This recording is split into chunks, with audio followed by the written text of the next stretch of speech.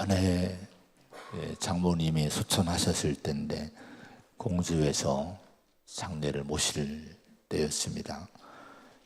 늦은 밤에 그 우리 후배 목사님이 저 멀리 영월에서 생각지 않은 우리 후배인데 늦게 찾아온 거예요. 그 후배 목사님이 이렇게 조문하는 곳에 딱 들어오는데 제가 마음이 울컥하더라고요. 그 먼 데서 그 밤에 이렇게 찾아왔구나. 얼마나 힘이 됐는지요. 그 생각이 지금 문득 떠오르게 됐습니다. 찬양을 듣다 보니까 강림절, 대림절, 성탄절 우리가 맞이하게 됩니다.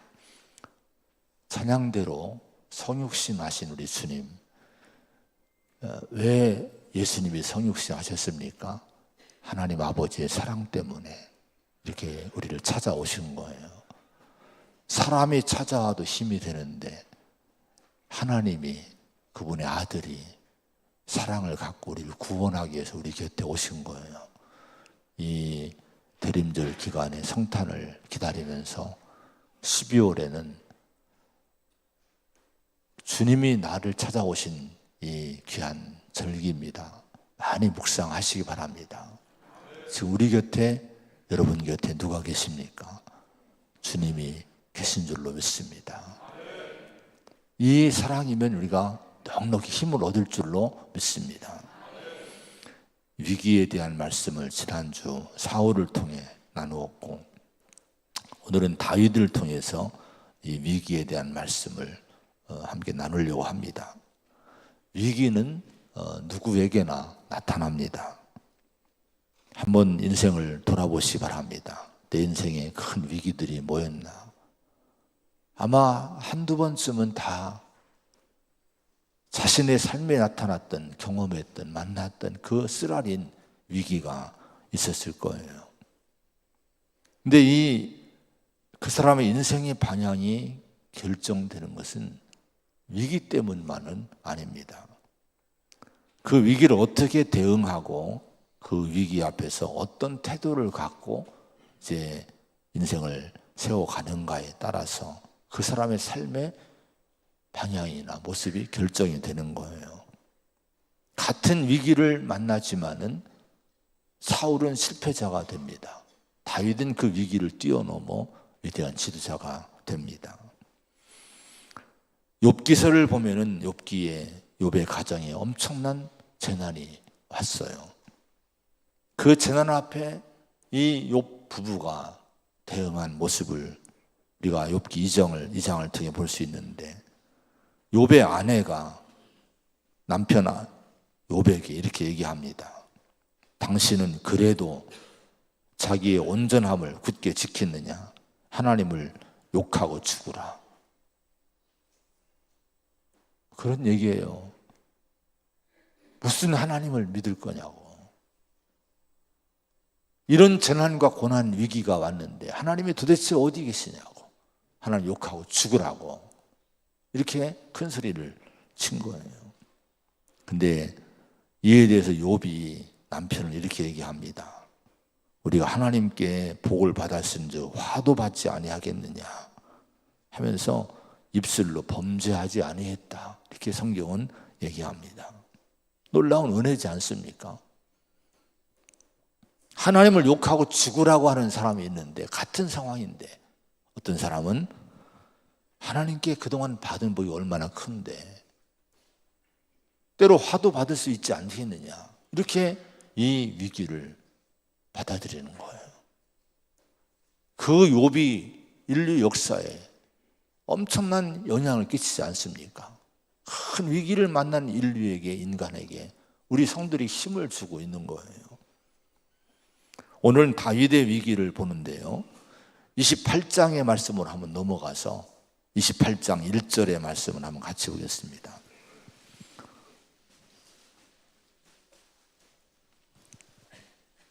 1절입니다. 시작. 그때에 블레셋 사람들이 이스라엘과 싸우려고 군대를 모집한지라 아기스가 다윗에게 이르되 너는 밝히 알라.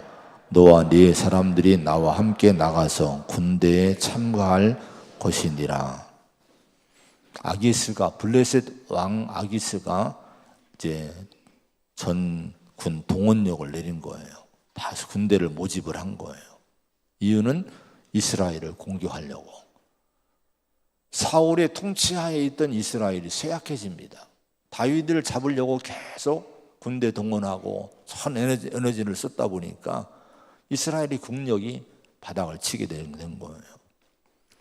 이때를 노리고 이 블레셋이, 아기스 왕이 이스라엘에 대한 총 공격을 이제 시작하려고 군대를 모집을 합니다. 자, 이 군대를 모집하면서 다윗이 이때 블레셋으로 망명해 와 있던 시기입니다. 이 다윗에게 통고합니다. 뭐라고 통고합니까? 다윗에게 이르되 너는 밝히 알라. 너와 내 사람들이 나와 함께 나가서 군대에 참가할 것이니라. 여러분, 아기스 왕이, 블레셋 왕이 이스라엘과 전쟁을 계획할 때에 세운 그 전략 중 하나가 이스라엘에서 망명해온 다윗의 군대를 앞세우는 거였어요. 블레셋 군대에 앞세워서 이 이스라엘과 싸우는 거였어요. 이건 전쟁의 승패에 엄청난 영향을 끼칠 것이기 때문에 이런 전략을 세우게 된 거예요. 왜냐하면 다윗은 이스라엘의 영웅이잖아요. 골리앗을 죽였고 블레셋과 싸울 때 계속 승리했던 사람이 다윗입니다. 이런 영웅 다윗이 이스라엘 편에 있지 않고 블레셋 편으로 망명해 왔고 블레셋 편에 서서 싸운다고 하는 상황을 보세요. 그러면 이스라엘은 천군이 사기가 여러분 땅에 떨어집니다. 패배할 수밖에 없는 거예요. 그래서 이 아기스 왕의 이 다윗을 출전시키는 이 전쟁의 전략은요, 기가 막힌 묘수였다고 볼 수가 있습니다. 그래서 아기스 왕은요, 다윗에게 상의하지 않아요. 너 참여해 줄래? 이렇게 하지 않아요. 의견을 묻지 않습니다. 오늘 이 말씀은 통고하는 거예요. 너는 밝히 알라. 다윗에게 너는 밝히 알라. 이 밝히 알라는 이 말씀은요, 이 원어에 보면 너는 확실하게 틀림없이 정말로 이런 의미가 있어요. 그러니까 강력하게 너는 거절할 수 없다는 거예요. 이 전쟁에 참여하라고 명령하고 통고를 한 거예요. 그런데 이스라엘과의 전쟁에 블레셋군에 앞장서 참전하게 될 수밖에 없는 상황이 이르지 않았습니까? 다윗에게. 근데 다윗에게는 인생 최대의 위기가 온 거예요. 지금 다윗이 블레셋에 찾아온 것은, 지금 숨어 살고 있는 것은 이스라엘이 싫어서, 자기 조국이 싫어서, 또 블레셋이 너무 좋아서, 살기 좋아서 온 것이 아닙니다. 사울왕의 위협 때문에, 두려움 때문에, 이 사울왕에 의해서 자기가 망할까봐, 죽을까봐 급하게 일행을 이끌고 도망온 거예요. 그리고 아기스에게 망명을 신청한 거예요. 근데 사울왕의 위기를 피해온 이 다윗은 오히려 더 큰 위기를 여기서 지금 오늘 만나게 됩니다. 다윗이 누굽니까? 일찍이 하나님이 기름 부어서 이스라엘 왕으로 지명한 사람이 다윗입니다. 그러니 다윗이 만약에 아기스 왕의 요청대로 블레셋 군에 앞장서서 이스라엘과 전쟁한다면, 싸운다면 자기 조국을 배반한 자가 되지 않겠어요? 그런데 여러분, 이 다윗은요, 왕이 될 수가 없어요. 이 전쟁에 참여하게 되면요. 근데 만약에 그러면 그런 걸 생각해서 나 이거 못합니다. 당신 요청에, 나는 명령에 난 복종할 수 없습니다. 만약에 이렇게 거절했다고 생각해 보세요. 그러면요, 그동안 그렇게 1년 이상을 보호해준 이 아기스를 배반하는 배반자, 나쁜 사람이 되고요, 그냥 쫓아내침을 당하든지 아니면 아마 분명히 이 아기스가 이 다윗을 쳤을 거예요. 그냥 보낼 리가 없지 않겠습니까? 그러니까 여러분, 이 다윗의 지금 오늘의 상황은요, 진퇴양난입니다. 이러지도 못하고 저러지도 못하고, 가지도 못하고 도망가지도 못하고 나가지도 못하는 이런 일생일대의 위기를 지금 만난 상황인 거예요. 2절의 말씀 한번 같이 보겠습니다. 2절입니다. 시작. 다윗이 아기스에게 이르되 그러면 당신의 종이 행할 바를 아시리이다 하니 아기스가 다윗에게 이르되 그러면 내가 너를 영원히 내 머리 지키는 자를 삼으리라 하니라. 자, 이 아기스가 너 출전하라 명령했을 때에 다윗이 뭐라고 얘기합니까? 다윗이 아기스에게 이렇게 대답을 합니다. 그러면 당신의 종이 행할 바를 아시리이다. 이게 무슨 말인지 여러분 이해가 됩니까? 무슨 대답이에요? 이게 가겠다는 거예요? 안 하겠다는 거예요? 이 애매한 대답을 하고 있는 거예요. 불분명한 어떤 이 얘기를 하고 있는 거예요. 분명히 오늘 오늘 말씀에 기록한 바에 의하면 이 다윗의 대답은요, 여러분 무슨 말인지 모릅니다. 하겠다는 건지 안 하겠다는 건지. 자, 여러분 이 말씀에 대한 해석이 두 가지예요. 해석이 두 가지를 제가 이렇게 이 책들을 참고해 보니까 두 가지 해석을 나오는데요. 지금 제가 얘기한 이 불분명한 대답을 한 거, 이렇게 해석하는 사람들이 있어요. 이건 당시 다윗의 마음을 반영한 것이라고 이제 얘기를 합니다.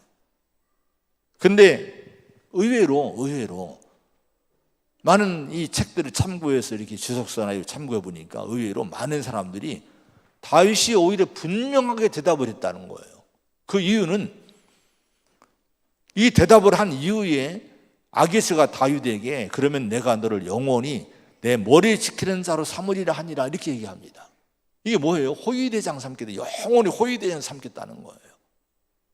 아니 다윗의 애매모호한 대답을 듣고 아기스는 내가 너를 내 호위대장, 가장 중요한 나를 지킬 호위대장으로 영원히 삼겠다고 얘기를 하는 거예요. 이것은 분명한 이 전달을 받았다는 의미가 되는 거죠. 근데 여러분 이 해석의 차이가 어디서 있을까요?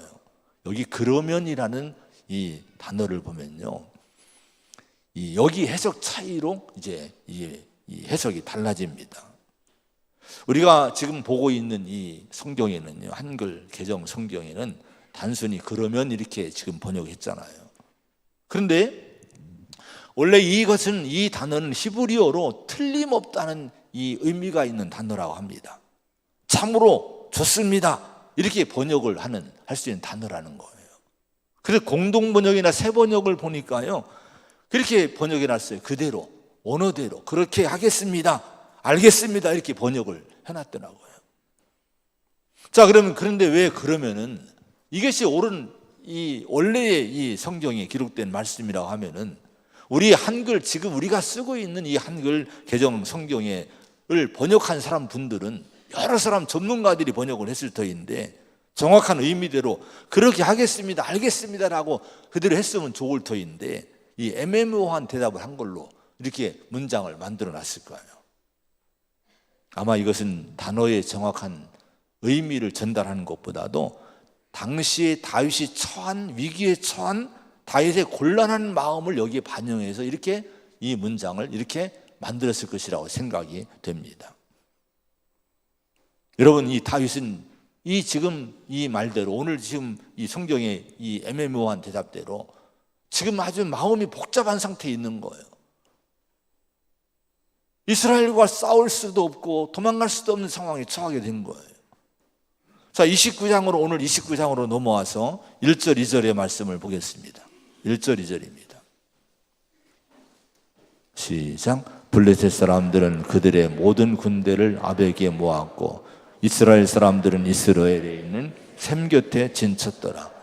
블레셋 사람들의 수령들은 수백 명씩 수천 명씩 인스라에 나아가고 다윗과 그의 사람들은 아기스와 함께 그 뒤에서 나아가더니, 자, 이제 본격적으로 이제 이 이스라엘과 전쟁을 위해서 군대가 이제 행진하기 시작합니다.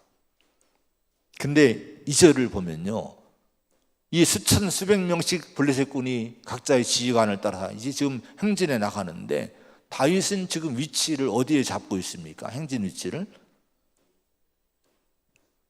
아기스와 함께 뒤에서 나아가던 맨 뒤에서 나갔다고 이렇게 얘기합니다. 그러니까 여러분, 다윗은 지금 이 상상해 보세요. 다윗은 블레셋 군들이 다 행진 나갈 때 맨 뒤에 꼬리에 자리 잡고 따라가고 있는 거예요. 여러분, 이것은요, 당시 다윗의 심정이 잘 드러나 있는 장면이라고 할 수 있어요. 지금 다윗은 진퇴양난의 위기에 빠져서 자기 조국과의 전쟁에 억지로 지금 끌려가고 있는 중입니다. 정말 다윗은 이 전쟁에 참여하고 싶은 마음이 없는 거예요. 어떻게 자기 조국에 내가 왕이 될 그 나라에 칼을 들이댑니까?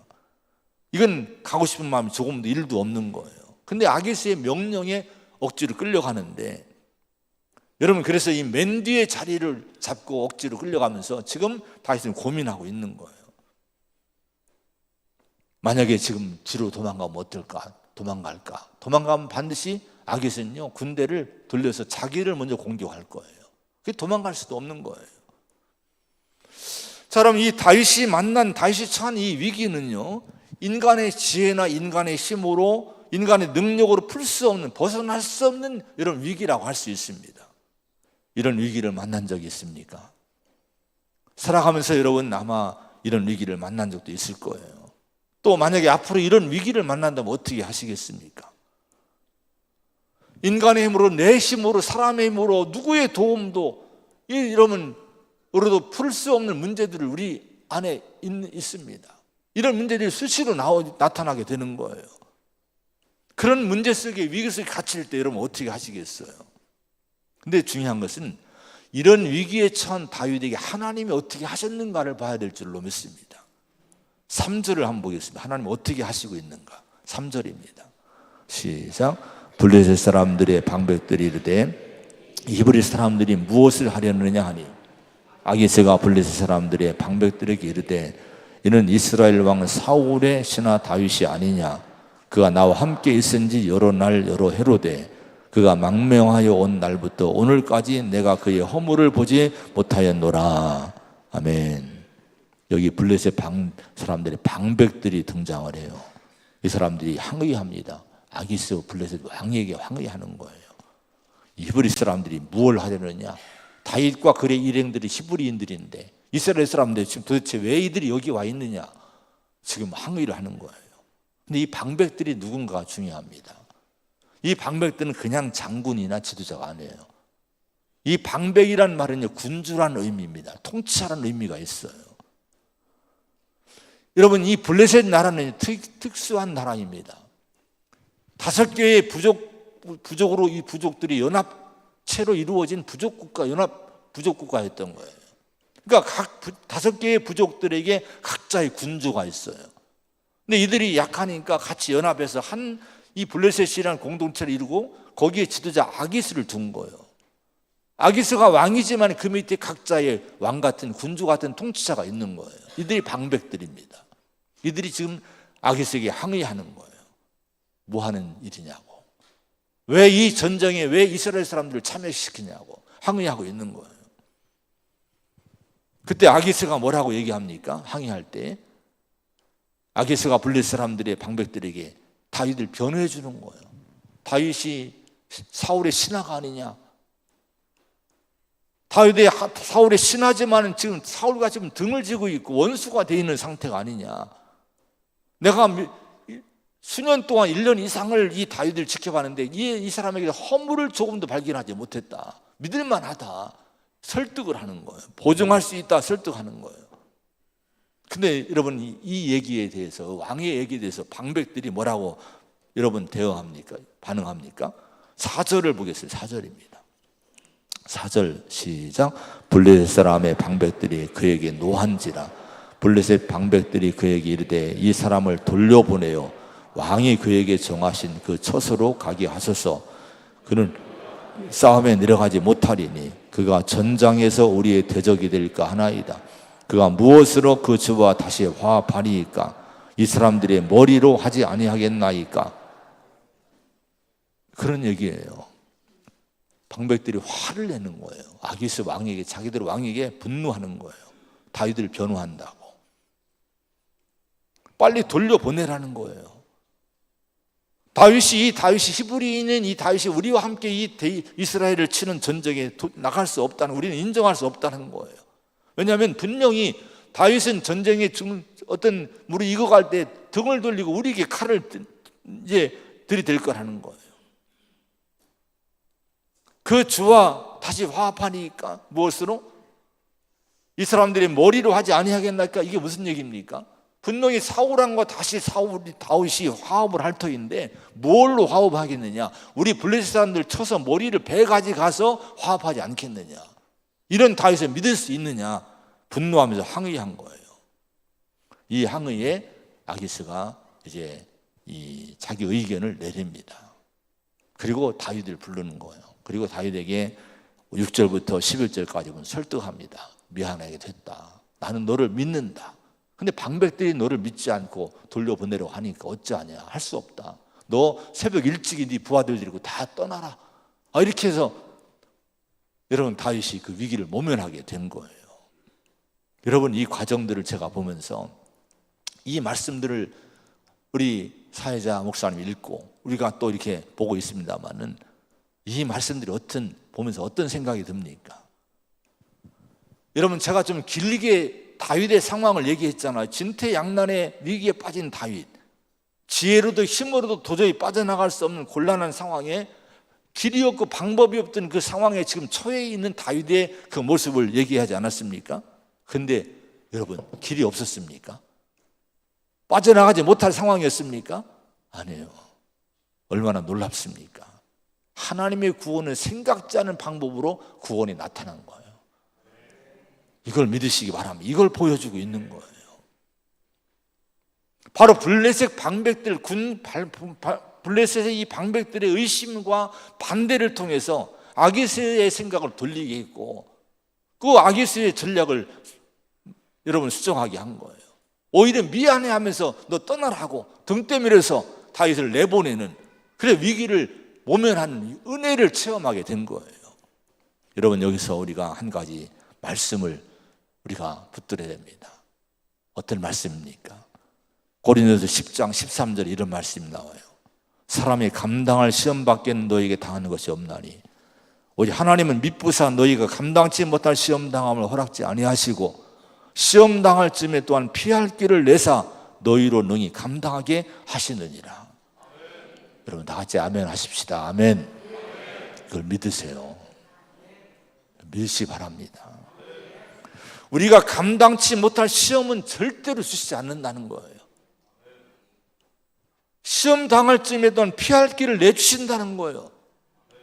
오늘 다윗을 보세요. 이 위기 속에 인간의 힘으로는 길이 없었잖아요. 근데 놀랍게 하나님이 피할 길을 내주신 거예요. 이게 사람의 힘입니까? 다윗의 힘입니까? 아니에요. 다윗의 지혜입니까? 다윗은 그냥 갈 수밖에 없었던 상황이에요. 근데 하나님이 역사하셔서 다윗을 그 위기에서 빼준 거예요. 길을 열어주신 거예요. 여러분 위기는 그래서 하나님의 은혜를 경험하는 기회임을 믿으시기 바랍니다.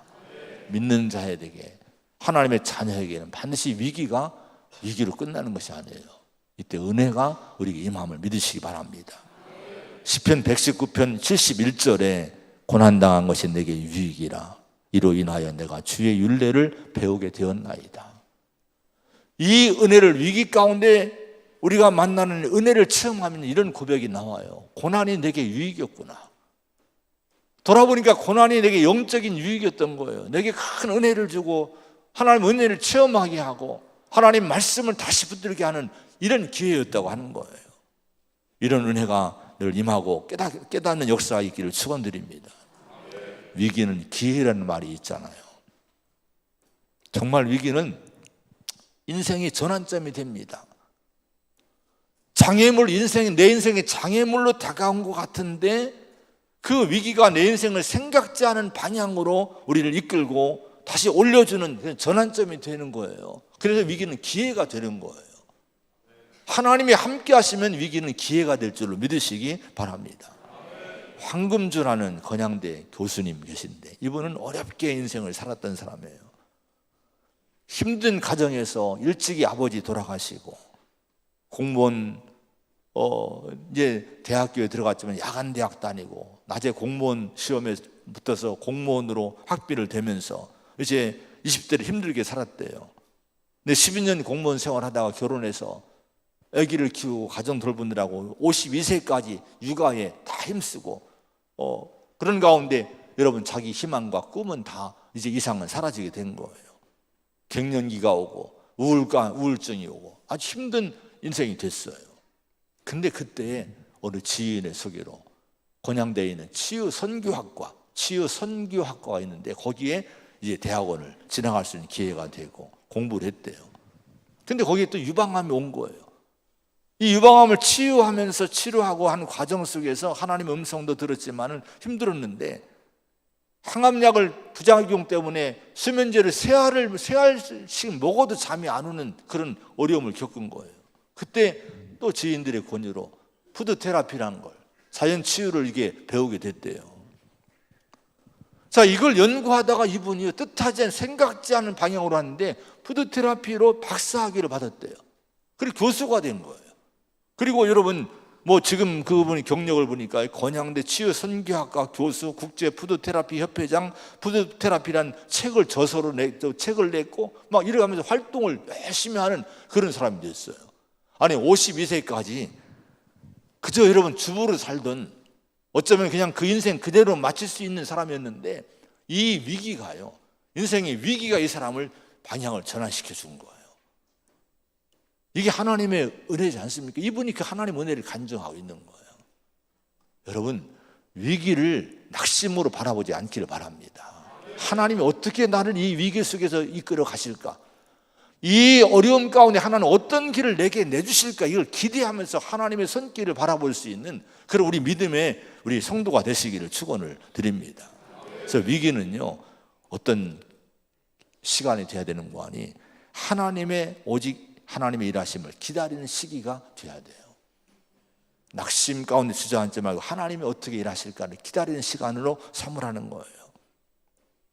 출애굽기 14장에 보면은 홍해 사건이 나와요. 애굽에서 겨우 나왔는데 앞에는 홍해가 있고 뒤에는 애굽 군대가 다시 쫓아와요. 이것도 여러분 진퇴양난입니다. 다윗이 만날 위기 같은 거예요. 빠져나갈 수 없는 그런 위기에 갇혀 있게 된 거예요. 백성들이 전부 두려워하고 하나님께 원망하고 모세에게 원망합니다. 애굽에 매장지가 없어서 우리를 끌고 와서 이 광야에서 죽게 하느냐 하면서 모세를 원망합니다. 그때 모세가 이렇게 얘기를 해요. 백성들에게 너희는 두려워하지 말고 가만히 서서 여호와께서 오늘 너희를 위하여 행하시는 구원을 보라. 너희가 오늘 본 애굽 사람을 영원히 다시 보지 아니하리라. 여호와께서 너희를 위하여 싸우시리니 너희는 가만히 있을지어다. 이렇게 얘기를 격려를 해주는 거예요.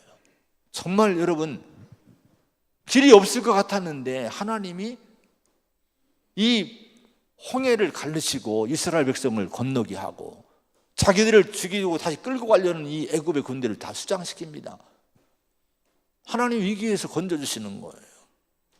근데 저는 이 말씀에서 제 자신이 설교를 준비하면서 정말 제 자신이 많이 오늘 새벽에도 이거 가지고 많이 기도했어요. 은혜를 받았어요. 흔히 우리가 여러분 위기를 만나면 어떻게 합니까? 낙심하든지 두려워하든지 원망해요. 사람 원망, 하나님 원망합니다.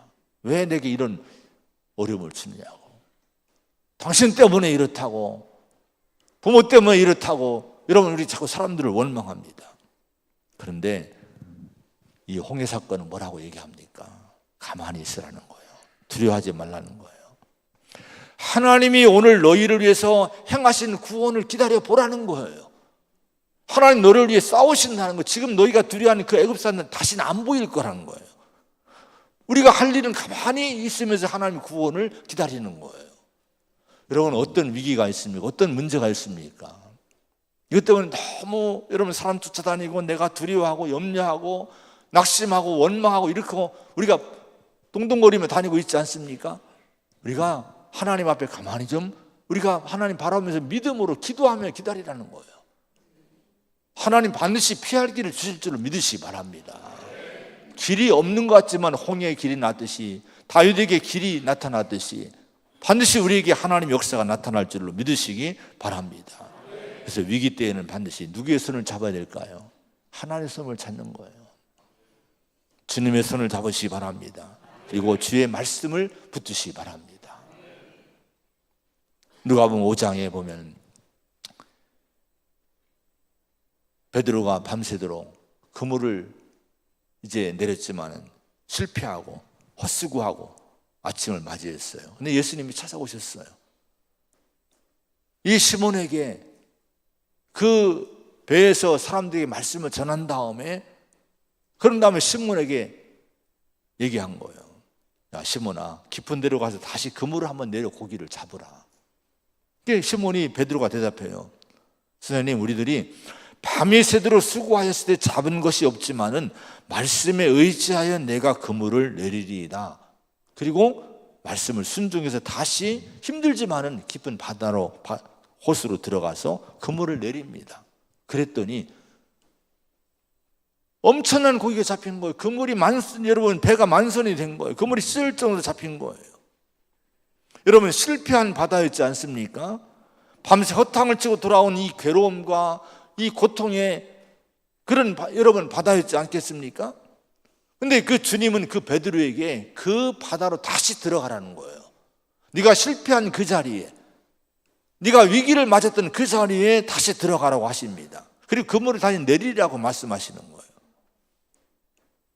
여러분, 베드로는 그 바다에서 밤새도록 실패를 경험했고 빈손으로 돌아와야 되는 고통을 맛보았지만은 다시 그 바다로 들어가는데, 그 아침에 전날 밤과 지금 아침에 바다로 들어가는 차이는 뭘까요? 두 번째 바다로 들어간 것은요, 바로 주님의 말씀을 듣고 갔다는 거예요. 주의 말씀을 붙들고 갔다는 거예요. 같은 장소입니다. 같은 상황입니다.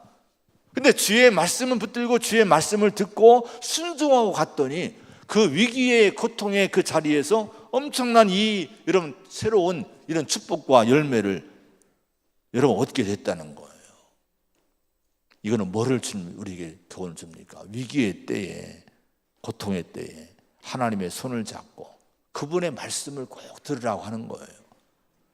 그분의 말씀을 믿음으로 가슴에 품고 실패한 우리의 인생의 중심으로, 인생의 그 현장으로 다시 우리가 믿음 가지고 다시 그물을 내리는, 다시 도전하는 그런 성도가 되라는 거예요. 하나님이 반드시 여러분 그런 믿음의 사람에게 믿음으로 살게끔 도우실 줄로 믿으시기 바랍니다. 신앙은 바로 이거예요. 내가 실패했다고 인생을 버립니까? 아니에요. 인생은 버리는 것이 아니에요. 다시 도전하는 거예요. 근데 우리는 어떻게 도전합니까? 믿음으로, 말씀 붙들고 순종함으로 도전하는 거예요. 여러분, 위기의 교훈이 뭡니까? 오늘 다윗을 통해 주시는 것이 은혜를 경험하게 한다는 거예요. 우리 성도는 위기 속에서 낙심으로 끝나지 말고 절망으로 끝나지 말고 은혜를 경험하는 기회가 될 수 있기를 축원을 드립니다. 다윗의 의자라는 책이 있어요. 제가 이 사무엘서 다윗 이 강의를 하는 참고로 보는 책 중에 하나예요. 알렌 레드파스라는 분이 지은 책인데, 저는 이분의 글을 읽다가 한 문장이 제 마음에 와닿았어요. 뭐 그냥 보면 아무것도 별것도 아닌 문장이에요. 근데 이상하게 이 말씀이 제 마음에 딱 와닿은 거예요. 이런 글이에요. 다윗은 하나님의 축복을 받기 위해 전혀 적합하지 않은 장소에 머물고 있었다. 여러분, 어떻게 들립니까? 뭐 그거 그렇지. 근데 제게는 이 말씀이 너무 크게 들린 거예요. 너무 크게 이 문장이 보이는 거예요. 여러분, 다윗이 사울왕에게 쫓겨서 광야에 있을 때의 그 상황을 설명하면서 이 얘기를 한 거예요. 도피 생활할 때의 광야 얘기를 그렇게 한 거예요. 그 광야는 누가 봐도 축복의 장소가 아니었다는 거죠. 축복받기에 전혀 적합하지 않은 그 광야, 아둘람굴 이런 곳에 있었다는 거예요. 그런데 여러분, 객관적으로 축복받을 수 없는 상황이 전혀 아니었지만은 하나님 어떤 일을 하셨습니까? 이런 일을 했다는 거예요. 사람을 하나님 보내셨다는 거예요. 400명을 보내시고 나중에 600명을 보내시고요. 여러분, 그들이 나중에 다윗의 왕국의 중요한 인물들이 됩니다. 다윗을 돕는 사람들을 쫙 꾸역꾸역 그 광야로 보내주시는 거예요. 축복받기에 전혀 적합하지 않은 상황에 놓여 있었지만 하나님은 어떻게 하면 거기에 찾아가신 거예요. 그를 도와주시고 붙들어 주신 거예요. 오늘 말씀에도 하나님은 다윗이 위기를 겪고 있을 때 어떤 일을 하셨습니까? 그 위기에 다윗이 할 일은 아무것도 없었어요. 그냥 질질 끌려가는 형편이었어요. 도망가지도 못하고 나가지도 못하고 억지로 끌려가는 형편이었지 않았습니까? 근데 거기에 누가 오셨어요? 하나님이 찾아오신 거예요. 다윗을 호위대장 삼고 이스라엘과의 전쟁에 끌어들여서 이스라엘을 굴복시키려고 했던 아기스의 계략을 깨뜨립니다. 그 전략을 완전히 깨뜨리신 거예요. 피할 길을 주신 거예요. 이것이 하나님의 은혜의 힘을 믿으시기 바랍니다. 주님의 은혜가 임하며, 주님의 은혜가 임하면 지금 여러분은 어떤 길이 막혔어도 그 길에서 길이 있음을 여러분 의심하지 마세요. 그 은혜를 체험하기를 축원을 드립니다. 유럽의 그 여행 가운데 강들을 여행하는 리버 크루즈 여행 코스가 있대요. 보니까 너무 참 멋있다. 뭐 5박 6일, 뭐 10박 며칠 막 배를 타고 강을 따라 이렇게 수로 운하를 타고 막 이 곳곳에 여행을 하는 거예요. 그리고 중간중간 이제 도시에들 여행을 하는 거예요. 근데 이 운하 수로를 타고 배들이 갈 때 문제는 수위차가 있는 이 지역들이 있어요. 수위가 이만큼 있다가 내려가는. 그래서 거기는 어떤 장치를 해놨는 거 아니? 배가 갈 수 없잖아요. 물은 그냥 떨어지면 그만이지만 배는 못 가잖아요. 배는 거슬러 가지도 내려가지도 못하고 거기에 간문 장치를 해놓습니다. 그래서 간문 장치를 해놔서 거기에 배가 들어가 있으면 물이 수위가 딱 차는 거예요. 수위가 차면 그 위로 다 그 이제 수위가 높은 그 이제 백기를 강물을 타고 운하를 타고 또 여행을 하는 거예요. 그게 나타나면 또 이제 간문을 통해서 또 한 단계 올라가고 내려갈 때는 또 물을 줄이면 되는 거고 이런 식으로 이 간문 장치가 있더라고요. 여기 여러분 은혜가 있어요. 배를 가지고는 그냥 이걸 통과 못합니다. 죽어도 통과 못하는 거예요. 그런데 간문 속에 들어가서요 물이 몇 시간이고 더 채워지면요 배가 떠오릅니다. 배가 둥실둥실 떠오르면요 이 다음 수로를 통해서 여행을 계속 할 수 있는 거예요. 여러분의 삶의 은혜가 채워지면요 여러분 하나님이 여러분의 앞길을 갈 수 있도록 피할 길을 주실 줄로 믿습니다. 중요한 것이 뭡니까? 하나님 말씀 붙드는 거예요. 은혜를 채우는 거예요. 은혜가 없어서 문제지 은혜가 있으면요 오늘 다윗에게 그 위기의 상황에서 여러분 이렇게 길을 여주신 것처럼 이런 역사가 나타날 줄을 믿으시기 바랍니다. 근데 중요한 것은요 하나님이 이 다윗의 길을 은혜를 자꾸 경험케 하신 이유가 뭘까요?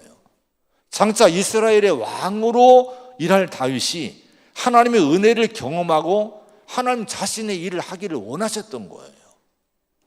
우리는요 은혜를 경험하고 하나님 일을 해야 됩니다. 출애굽도 그렇지 않습니까? 이스라엘 민족이 애굽 출애굽을 한 것은 자기들 힘이 아니었던 거예요. 전적인 하나님의 은혜였던 거예요. 은혜를 계속 경험하게 합니다. 그리고 가나안 땅에 보내신 거예요. 여러분 야곱의 그 자손 70여 명이 애굽에 들어가서 수백만을 번성했는데 이것이 목적이 아니었어요. 중요한 목적은 하나님의 은혜를 거기서 경험케 하는 거예요. 그리고 가나안 땅에서 믿음의 나라를 이루게 하신 거예요. 여러분 우리가 하나님은요 위기에 있을 때의 은혜를 경험케 하십니다. 그 경험을 통해 하나님의 일에 담대하게 여러분 뛰어들기 원하시고 있는 거예요. 이미 우리는 십자가의 은혜를 받았잖아요. 내가 나를 구원할 수 없는데 죄와 사망에서 벗어날 수 없는데 하나님의 아들을 보내서 우리를 구원하지 않으셨습니까? 이 은혜가 이미 우리 가운데 있는 줄로 믿습니다. 그럼 미래도 우리 삶에도 이 은혜가 임하면 안 되는 것들이 될 수 없는 것들이 우리가 열려지고 길이 나타나고 우리가 담대하게 우리 인생을 우리 사명을 감당할 수 있는 그런 역사가 나타날 줄을 믿습니다. 이 믿음으로 담대하게 위기를 만나 두려워하지 말고 오직 은혜 구하고 말씀 붙든 가운데 잘 이겨나갈 수 있는 저와 여러분 되기를 축원합니다. 기도하겠습니다. 하나님 아버지 감사합니다. 오늘도 저희를 불러주시고 하나님 백성으로 늘 이끌어주시고 또 교육하시고 가르치시고 깨우치시니 감사를 드립니다. 우리는 수시로 위기를 만납니다. 위기가 내 인생을 주저앉히는 일이 없기를 바랍니다. 위기가 기회임을 잊지 말고 피할 길을 주시는 하나님의 역사가 어떻게 나타나는지, 주님이 어떻게 내 인생에 개입해 주시고 내 인생을 열어주실지 우리가 가만히 믿음으로 기도하면서 기다리며 주님을 주목하는 저희가 되게 하여 주시옵소서. 반드시 하나님이 찾아오시고 하나님이 역사하시고 하나님 우리를 올려주시고 우리를 앞으로 나가게 하실 줄로 믿습니다. 이 은혜를 경험하고 우리가 겸손하게 또 그리고 당당하게 하나님 역사에 우리가 쓰임받기를 원하십니다. 이런 성도가 되게 하여 주시옵소서. 우리 교회가 그런 교회가 되게 하여 주시옵소서. 우리 앞길을 주님께 맡깁니다. 예수님의 이름으로 간절히 기도하옵나이다. 아멘.